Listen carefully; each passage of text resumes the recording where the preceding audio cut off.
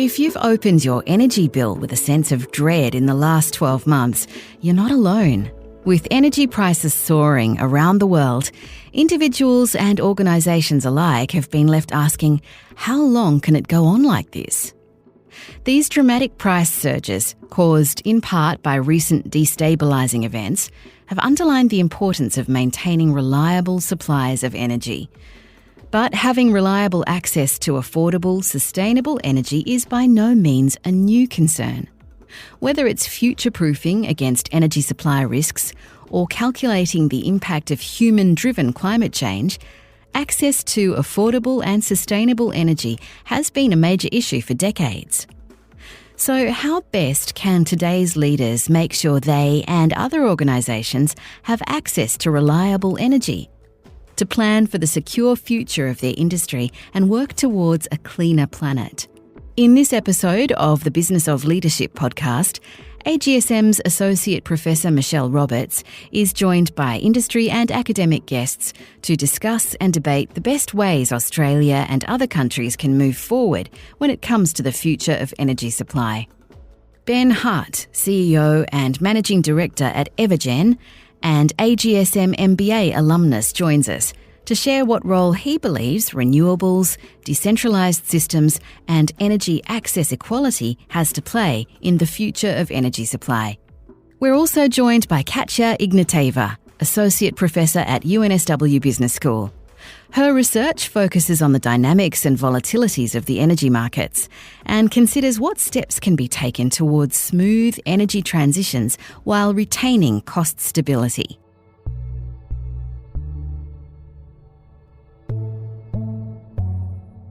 Welcome back to the AGSM Business of Leadership podcast. I'm Dr. Michelle Roberts. I'm Associate Professor and the Academic Director of AGSM and the Associate Dean of Post-Experience Programs at UNSW Business School. We're taking a deep dive into the business of supply, and in this episode, we're looking at energy. We'll be looking into what every leader needs to understand about the future of energy and the energy transition and what it will mean for businesses. I'm joined by two experts from the UNSW community. Our alumni expert today is Ben Hutt, CEO and Managing Director at Evergen. Ben's a graduate of the AGSM full-time MBA class of 2006. And Evergen has a laser focus on the eradication of coal-fired power stations. And the mission is to combat climate change and address energy access by facilitating the transition to a resilient, renewable, decentralised energy system of the future. And our academic expert is Katya Ignateva, Associate Professor at UNSW Business School. And Katya is an expert on dynamics and volatilities of energy markets. So Ben and Katya, welcome. Thanks, Michelle. Thanks for having me. So Ben, let's start with you. Tell us a little bit about your work relating to energy supply chains. How did you get into this, and what have you been working on, and why do you think it's such an important issue? Thanks for having me, Michelle. I've spent most of the last 10 years building disruptive software businesses and helping entrepreneurs and investors build companies around the future. And 4 years ago, I began my journey at Evergen with a clear vision that software enabled really by this era of the Internet of Things, where pretty much every device is connected to the internet. The vision was that you could use software to balance and coordinate devices as part of a decentralized energy system. And I guess that's the core premise for me, is that I'm father to 3 children of my own and 3 of my wife's children. So we've got 6 daughters collectively. So legacy and thinking about kind of decarbonization and climate change is something that is super important to me. I think, as we've seen this year, transition can be volatile. It doesn't take much to break a fragile system. And so I think Evergen's whole business is really around reducing fragility, improving the way assets behave as part of an overall system. And this involves things like tens of thousands of homes with solar and storage as a decentralized power plant, but also things like solar farms and solar farms with batteries and solar farms with hydrogen generation and storage on them. Like, there's lots of different types of decentralized energy participants, but our focus is on coordinating them and controlling them for lots of the different stakeholders, and ultimately improving people's return on investment in renewable technologies so people invest more in them. And that's the whole thing about destroying coal by improving and accelerating the adoption of these new renewable technologies. Thanks, Ben. Katja.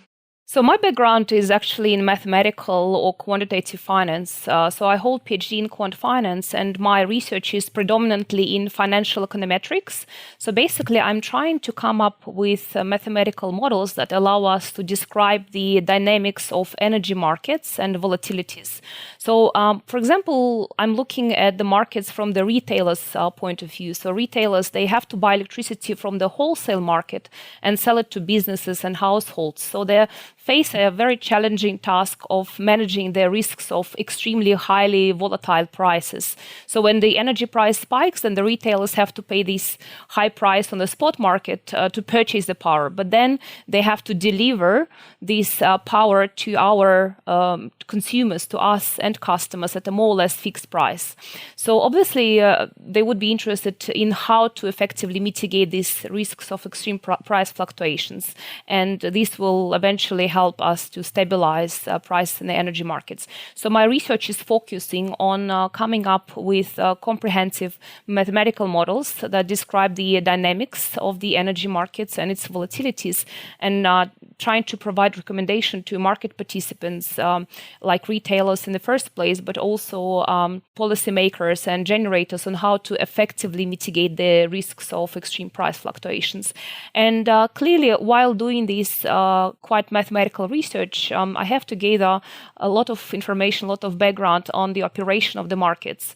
So including introduction of renewable generation and leaving the coal power plants domain. Basically, I'm trying to think of how to effectively capture the dynamics of the markets, keeping in mind the transition from the coal and gas plants to more renewable generation. Just to put this conversation in context, I'm going to ask Ben to do something that's pretty much impossible. And just for those who are not yet across this issue of a transition to clean energy, what will the energy transition look like? As Australian leaders, what might we expect to see happen over the next 3 to 5 years, or right through till 2050? What will it look like for us? So I will try and do the simple version of this because electricity is fiendishly complicated. What most industry expects is what Amo described as a step change transition, which really is rapid adoption of renewables, rapid building of transmission to allow greater resilience and more interconnected smaller systems as part of the bigger energy system. And what we're seeing now that the federal government has made those commitments is there's lots of investment occurring in things like offshore wind, onshore wind, solar at scale, lots of storage on solar. Evergen's involved in lots of storage projects, including hydrogen on solar farms. And so we're seeing this deployment of renewables, but there's lots of little obstacles in the way of it going as fast as any of us would like. And I think part of that is on the supply side. So it's things like unexpected breakages cause volatility, which in some cases cause bad outcomes for the system or bad outcomes for half of the market. So we need more resilience, which means we just need things to go faster. Can I add to this? I agree that we need to increase the share of renewables at a very fast pace, but I'm not sure how realistic we are about the time frame. I think finding an optimal trade-off between, shutting down all major coal-fired generation and then, trying to reduce gas emissions at a very fast pace is wonderful. But what happens if we shut down too many coal-fired generation power plants prior to reaching a sufficient infrastructure or target for renewables?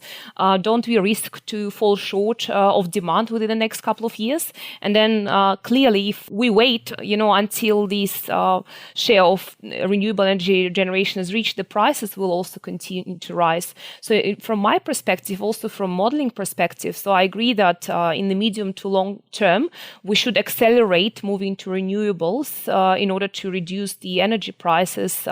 But during the transition stage, aren't we supposed also to look into, alternative short-term strategies to ensure the sustainability and also stability of the sector, guaranteeing the uninterrupted power supply to customers?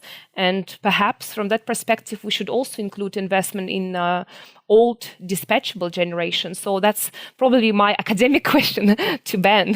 How does he see that? Well, I think you're absolutely right. And I think this year, some of the disruptions in the energy market proved that this is actually a very complex kind of multiplayer game of game theory where people act rationally to maximize their own outcomes. And so if I'm someone who owns lots of coal-fired power stations, my objective is to run them for as long as possible, and ideally to get the highest price possible I can for electricity generated by those assets. And what we saw this year, and there's been lots of causes of dislocation in the energy markets, not just in Australia, but globally this year.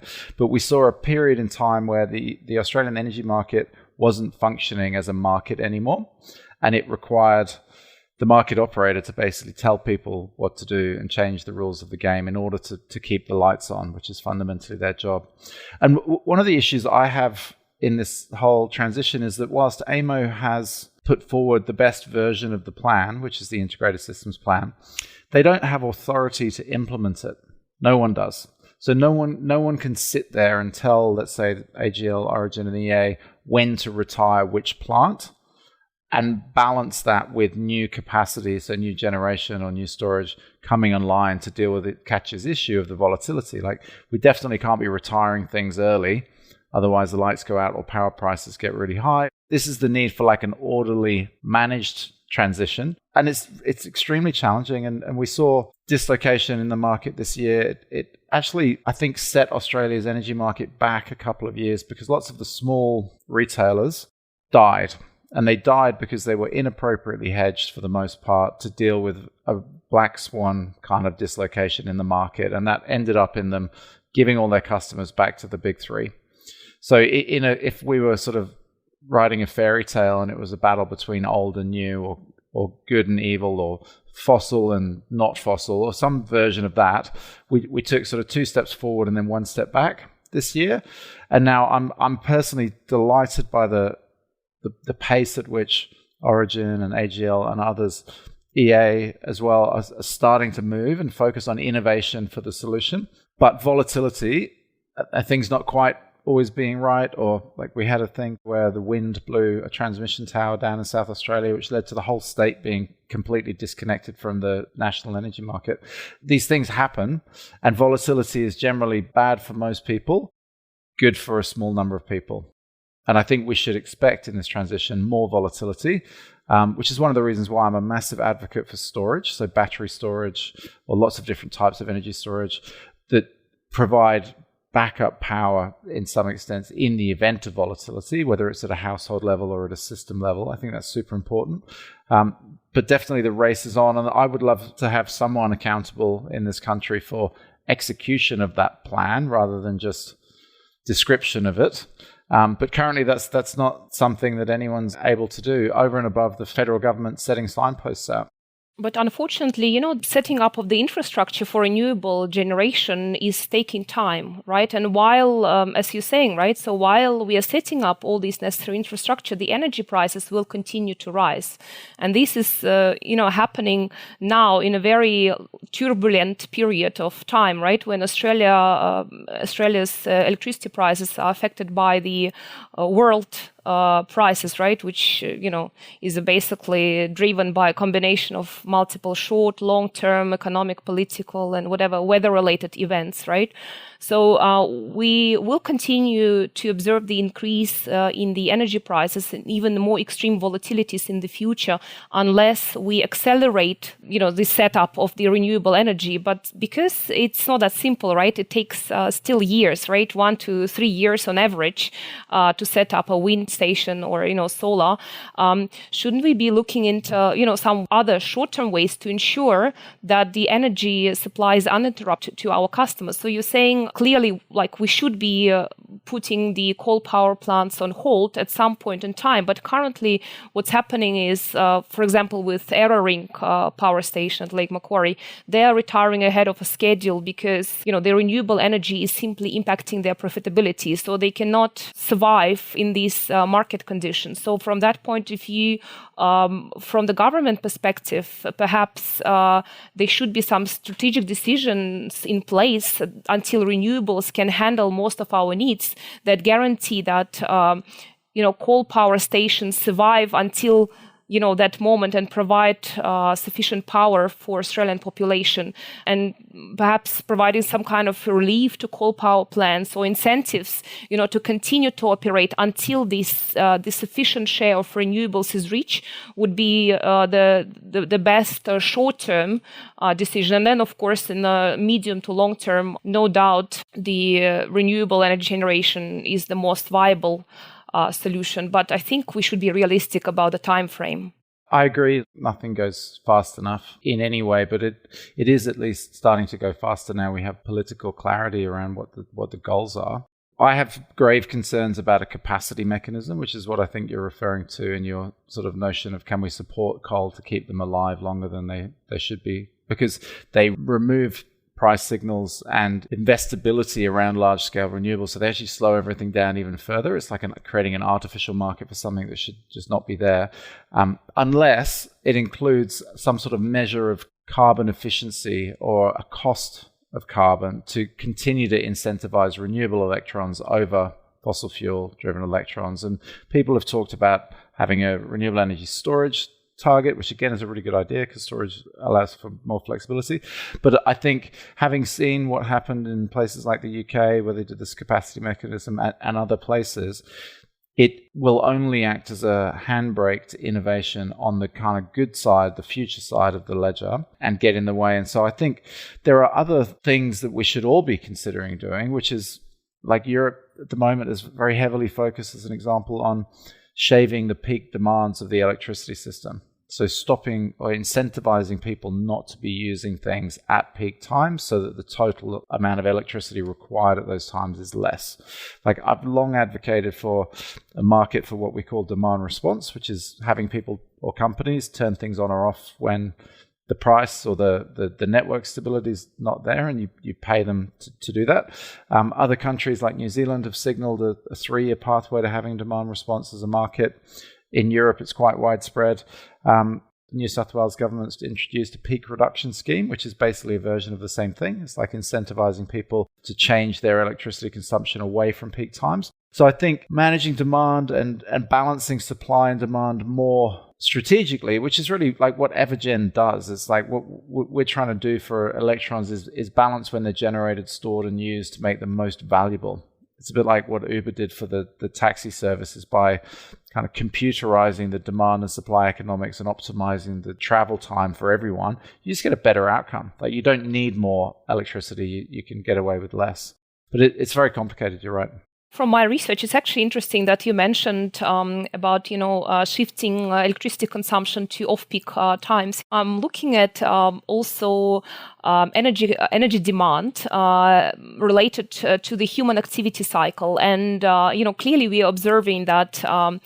For example, in winter, right, the demand peaks in the early morning and late afternoon or evening, where people get ready to work or come back from work, right? So it's a little bit difficult, to shift your consumption from these, peak demand times to, low demand times when pretty much no one is at home, right? So I'm not entirely convinced that, simply shifting the demand to, off-peak is feasible and doable, because there is a really very strong relationship between energy demand and the human activity cycle. Sure, but you can use batteries. From the electricity system's point of view, the demand is shifted. You just use the battery. So I'm not necessarily suggesting that households across Australia change their human activity schedules. Like, it's not going to be possible. But if you give everyone solar and a battery in their house that's able to manage peak house load, then effectively those homes are self-sufficient and completely zero bill efficient. That's what we do. But having storage there is absolutely critical. Katja, Ben gave us a few examples of incentives that he's seeing have some impact in Europe. Are you aware of any incentives that you think can be used here? Are you seeing any likely policy instruments that we might experience here in Australia? And what impact will they have for Australian organisations if they are introduced? Well, I think, people are currently being more aware of green options, and where possible, they can switch to green energy. So use, power generated from renewable sources. So clearly we can see, some demand, high demand for installing solar panels on the roofs, over the last, year or half a year, right? So, and clearly that's the most efficient way to save energy and reduce the energy bill. Also, perhaps switching off appliances, choosing some energy efficient appliances and, switching LED lights, right? It could also be considered as some ways to reduce the power bill, right? Yeah, so I'll give you a few examples. Networks and retailers in Australia, obviously there's two separate businesses. They're all experimenting with and changing the tariffs that different types of energy consumers face. So as an example, if you're a business, typically you have an energy tariff that charges you for your peak usage within a month and then applies that charge across the month. So that's driving those users to shave the peak, as we call it, which is basically reduce your peak consumption, which they can either do by turning things off or by using storage to supplement their grid supplied energy. So that's a real thing. And again, none of these things matter whether the electrons are coming from a solar farm or a wind farm. It doesn't make any difference. They're just electrons in the system. From a residential point of view, the similar incentive is like a disincentive where the 3 million homes who all have solar systems, they've all been benefiting for years from what's called a feed-in tariff. So they get paid usually a fixed amount for any electrons they sell to the grid. This hurts the retailers selling them electricity massively. It's basically they might be paying 10 cents or 11 cents. I think in some cases it's a state regulated minimum, 10 cents for those electrons that in the wholesale market at that time, electricity might be free or even they might be paying for that electricity. So one of the things, again, that Evergen does is we work with the retailers involved in those loss-making solar customers, and we use batteries to reduce the cost to serve, or effectively you're altering their hedging position by being able to move when they use energy from the grid around and when they sell energy to the grid. And I think we all acknowledge that the mandated feed-in tariff is going away over time because the retailers can't afford to pay it. And the system doesn't need electricity from rooftops at lunchtime because it kills the voltage, it makes it very difficult to keep the lights on, creates all sorts of problems. And so I think with innovations for the networks, things like community batteries are an important potential solution. No one's quite made them work yet, but theoretically they're a solution to this problem. But really having lots and lots of batteries, it could be a mobile battery like an EV, but having batteries behind the meter in homes or charging up in businesses during day, that's going to be really, really powerful because it's like sucking those cheap and somewhat unwanted electrons at lunchtime into storage so they can be used later, either used for transport or used for lighting or heating or whatever it might be. And I think elsewhere in the world, like we see lots of EV adoption, much more EV adoption in Europe than we see in Australia because of policy interventions. But like in the UK, you basically get free EV charging if you plug it in at certain times of the day. We'll do the same thing here for no doubt. We're working on a number of things like that. So it's all just about moving around when generated energy is either used, sold, or stored. That's basically all it comes down to, trying to balance the grid and the frequency and the voltage in and amongst all that. And one thing it would be helpful to understand more, you've both talked about an increase in volatility, in disruption to energy supply chain in the recent sort of months. Obviously, the big one being the impact of war, invasion of Ukraine. How have you seen those incidents having an impact here in Australia? And are we likely to see more of these impacts? And how will organisations experience them? I think actually Russia-Ukraine war is actually not the only source of instability. Of course, it did generate some significant supply shock when the majority of European countries have rejected oil and gas supply from Russia, and it was exacerbated by the reluctance of OPEC to increase its oil production, right? But there were other events, right, that has led to this as well. It's Australia is actually exporting most of its fossil fuels, including coal and gas, and because the prices are obviously increasing worldwide, and also transportation costs are going up. This has also resulted in increase in energy prices, right? So in principle, we could have sustained our own needs by because we're extracting sufficient coal and gas, but unfortunately, we are exporting right most of it. And we are linked to these supply agreements, which cannot be simply revoked or significantly reduced in the short term. Right. So there is also instability that was the result of some recent, price spikes linked to supply chain disruption, resulting from outages at major coal plants, and also significant increase in demand, which is related to extreme weather. Also, when during the pandemic, the operation of the large number of businesses has been significantly reduced or put on hold. And when we started, recovering from the pandemic, energy demand started to rise. So all these factors have actually generated this massive increase in the power prices and resulted in extreme price fluctuations. So I think until we are able to come up with, a reliable short-term, in the first place, strategy to stabilize the energy prices, there will be some delay between the decline in the wholesale prices and the reduction of the energy bill for the household. So it's really hard to achieve low prices in the short term, but hopefully in the medium to long term.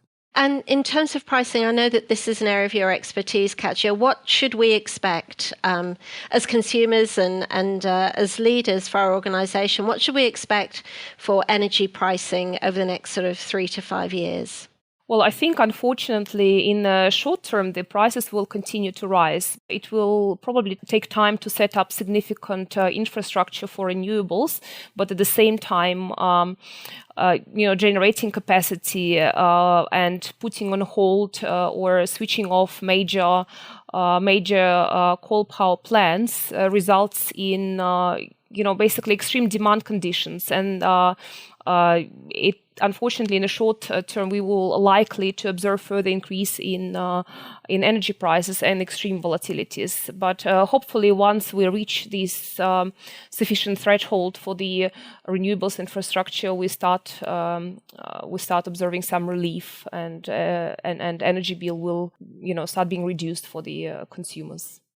I think there is a chance of ideally a positive outcome in Ukraine. It seems to me that strategically there should be a negotiated outcome to that conflict. And I think that'll unlock a lot of the fossil fuel traveling between Russia and Europe, which will take pressure off our coal prices, which brings them back into the market for Australia and should lower the cost of baseload power in the short term. But I think Katja's right, we need to build renewables as fast as possible. There's a major bottleneck in there at the moment, which actually is getting things connected to the grid. It's not getting them built. I know people that own lots of solar farms that are either running at 40% capacity because of network constraints or not even connected. There's lots of them sitting out there. So I think we need greater grid connections, investment in bringing this capacity online quickly. We need more storage to allow things like voltage and frequency to be maintained at these two-way grids. And ideally, we just need continued policy clarity. And now we've set ourselves up for some targets. We need to stick to them and implement the plan. Ben, I hope so too, in a quick resolution of the Russia-Ukraine war. But from the other side, from the other point of view, I think the Australian government should perhaps also think of the short-term strategy to ensure sustainability and the stability of the sector, guaranteeing uninterrupted energy supply. We should perhaps also look at, strategies until this sufficient setup of the renewables infrastructure is set. What would be the most viable, short-term solution for our country to operate, providing uninterrupted energy supply to our customers? Potentially, it could include investment in the dispatchable generation. So that perhaps could be looked at in parallel. Sure. And I'm supportive of system reliability and 100% availability. In our history recently, lots of blackouts have actually been averted by renewable infrastructure that's in place. So as an example, when Callide, the power station, went offline unexpectedly, thousands of household batteries came to the rescue, kept the lights on, kept the grid floating, avoided the Queensland grid for having to be restarted. And similarly, in South Australia, when they've been islanded from Victoria, there's been enough energy, and the energy price has actually been flat. It hasn't gone up at all. But what's been interesting is that the FCAS market, so the frequency stabilization market, has obviously increased in value because they're using distributed energy resources to balance the grid, and they're willing to pay for that. And I think AEMO's done a great job of keeping the lights on in pretty much every recent market disruption. Like, the lights have stayed on, even when coal generators refuse to honor their contracts. I do think electricity is one of those things. It's a fundamental human need where there should be access to it all the time for everyone, whether you're rich or poor, or it doesn't matter where you're located. You should have electricity whenever you need it. And so I would like to think that that shouldn't necessarily be a government mandated thing. I think we should be able to build a decentralized system that's flexible enough and has enough surplus that everyone has it when they need it, and it's ideally cheap. And like, I still believe that if we have adequate renewable energy generation assets and storage, electricity should end up being free. Like, if we built out, like, I don't know if you've seen a map of Australia with the planned Northern Territory solar farm on it that's designed to export Singapore power. If you do a map of Australia, you can barely see that when it's built out. Like, we have so much land we could be building massive generation sites on. Like, Australia should be exporting not just electricity, we should be exporting hydrogen. Like, there's lots of things we should be doing. We just need to build more stuff and make it work and interoperate together.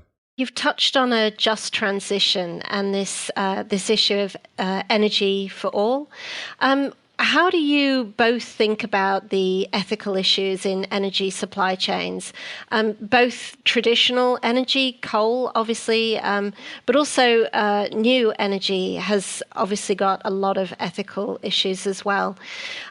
What do you think about them? What do you think Australian leaders should be thinking about in their, planning for new energy and the ethical issues there? Yeah, so let me just pick up the ESG ethical considerations around things like critical minerals. I completely believe in circular economies and being able to track and trace minerals and materials throughout their life.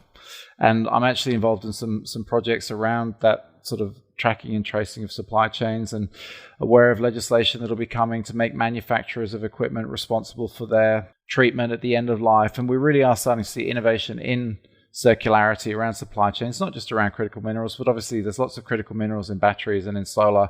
So they're really important, and those minerals are very high value. I think one of the things there about any type of ESG compliance, whether it be carbon credits or anything else, it's around proving that it's actually good, not just having a tick that says it's good. And in terms of communities involved in mining fossil fuels and critical minerals, like there are lots of things that can be mined in place of fossil fuels. So all those infrastructure, all those jobs, all those machines, they can just be redeployed on different minerals as and when. And certainly we're seeing, like, I live in Newcastle, the Newcastle port's now started to invest in infrastructure for handling containers instead of just coal. And currently it's the world's biggest coal port. So that it's not turning things off, it's changing them from what they do currently to doing something else. And I think for lots of the remote communities that often get singled out as being dependent on coal mining, as an example, like, the numbers of jobs at stake are actually relatively small. Like, it takes about 500 people as the full-time employee base of a big coal-fired power station. It's not a lot of people. And on the flip side of it, if we really accelerated this renewable transition, we can create hundreds of thousands of highly skilled, well-paid jobs. So it's not that things get taken away, things get stopped and opportunities get created to do new things. And I think that's just life, and that's just change.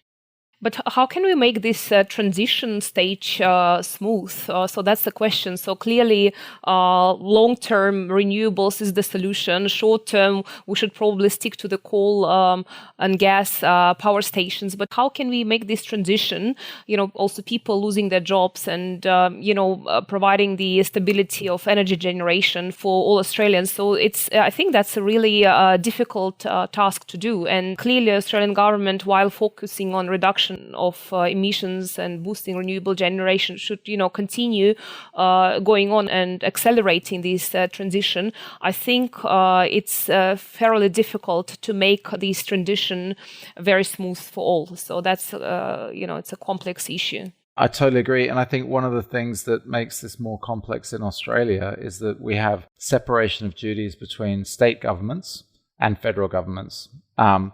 And so I'm British by birth, and I was very proud of Britain several years ago when they agreed a crossbench. So it was a bipartisan agreement that said, look, whichever one of us is in power, we both agree that we're going to do this, that, and the other. And it's things like no more fossil fuel cars from 2030. Like, they made some bold goals that they agreed. I'd like to see Australia do the same thing. And I'd also like to see the state governments do the same thing. So we've got state governments in Australia who have a habit of doing their own version of what they think the answer is. It makes the whole transition incredibly confusing for consumers. Like, different subsidies are available in different places, different policies. It's just a nightmare. And electricity is so complicated. Like, I think we should say that this transition is a human issue. It needs to be managed justly. Everyone needs to be treated fairly, and there needs to be equal opportunities for everyone. And I think there needs to be a body of the federal government, or ideally outside of the federal government, that is appointed to manage this transition for the 10 years that's required, irrespective of who's in power. And that's the group that I would like to see appointed to implement AEMO's integrated system plan and make sure that not only the lights stay on, but power prices come down, they can be predictable and reliable, and that everyone prospers along the way. Fantastic. I absolutely agree with that. And I guess if you can just summarize for us, how should boards be thinking about this, and leadership teams in terms of moving through the transition? What can they do? What steps can they take to build more resilience into their energy supply chain? So boards of companies outside the electricity sector, let's do that. You really need to understand what your exposure looks like, not just now and next year, but over the next 3 to 5 years. You need to understand where your electricity is coming from. So is it coming from a renewable source, or is it coming from a fossil fuel source, and how can you ensure that? And I think you need a backup plan. I think you need to accept that things will go wrong and there will be volatility, and you need to have a plan in place for what to do if there is an energy market dislocation. Like, will you have backup power? Will you have batteries? What will you do? Or will you engage and take a price signal to turn things off? Like, you need to see your operation not just as requiring electricity, but you need to see it as a participant in the electricity system that can be beneficial or painful, depending on how you structure it. But it definitely needs more focus and more thought than it did 2 years ago. So I think Australian government and AEMO and market participants, they are focusing on the right thing, trying to boost the renewable energy and reducing emissions. But I think it's also imperative to set up a short-term strategy, to ensure, that we basically don't run out of power. And perhaps, government should provide some kind of form of relief or strategic reasons until renewables can handle, our demand. Governments could look into some kind of form of relief to coal-powered plants or incentives to continue to operate just as a backup plan until we reach this sufficient share of renewables that can handle our needs. And I'll just say, just to be clear, I don't agree with that. I think it'll get in the way of the much needed transition. I think what we need to focus on is forcing the networks to allow renewable assets to get connected as quickly as they're built, rather than leaving them on the sidelines outside of the system. And I guess a final question. I get to see a lot of MBA students who are looking at the next stage of their career. And indeed, I was in the Hunter Valley speaking with people who are working there. And there's a lot of interest in, how do I get involved? I know that, all of the money, the great fortunes of our time are being built in the transition to clean energy. How do I get involved? What kind of skills? Where do you see the opportunities for people to build new businesses or transition and pivot their career? Any thoughts on that? I think, Ben, particularly for you in the market, what advice would you give to someone who wants to get involved? I think we're at an inflection point globally for this being the single greatest economic opportunity that humanity has ever seen. The transition is not optional, it's essential. We talk quite often, and very smart people like Bill Gates and others, we can't just get to net zero, we need to get to net negative, because we're not going to get to zero quick enough. So whatever it is you're interested in, there's areas that you can get involved. And so all types of work all around the world. If you want to get involved, you can. You just got to look at all of the hundreds and thousands of people all around the world trying to innovate and do new things to make the transition either go faster or be less risky or be more beneficial. Like there's so much opportunity. It really is very exciting. It's difficult and it's complicated, but it is inevitable and it should be tremendously beneficial for humanity when we go through it.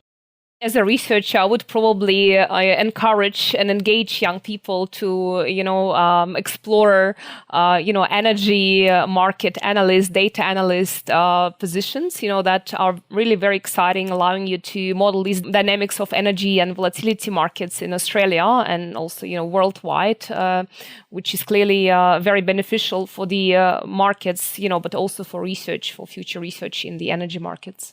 Fantastic. Thank you, Ben, Katja, for giving us your time and sharing your insights on the contributions being made by industry and by universities and what leaders can expect for disruption in their supply chains as we move through the energy transition. Thanks for having me.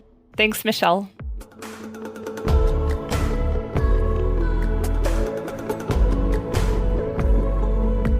Thank you for joining us for AGSM's The Business of Supply, Burning Up. What will we do when the energy runs out? If you liked today's episode and want more, check out past episodes in our back catalogue, like The Business of Climate Change. Alternatively, you can find out more about this area in the show notes on our website. Just search the Business of Leadership podcast online or check out the podcast bio on the platform where you get your podcasts. Have you got something you want to say about the subject? We'd love for you to drop us a line at brand@agsm.edu.au.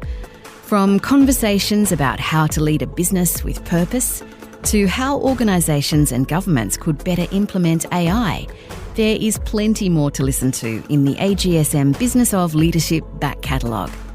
Please share, rate and review and subscribe to AGSM's Leadership Podcast on your favourite podcast platform and look out for future episodes. In the meantime, follow AGSM at UNSW Business School on LinkedIn and Facebook for more industry insights for an accelerating world.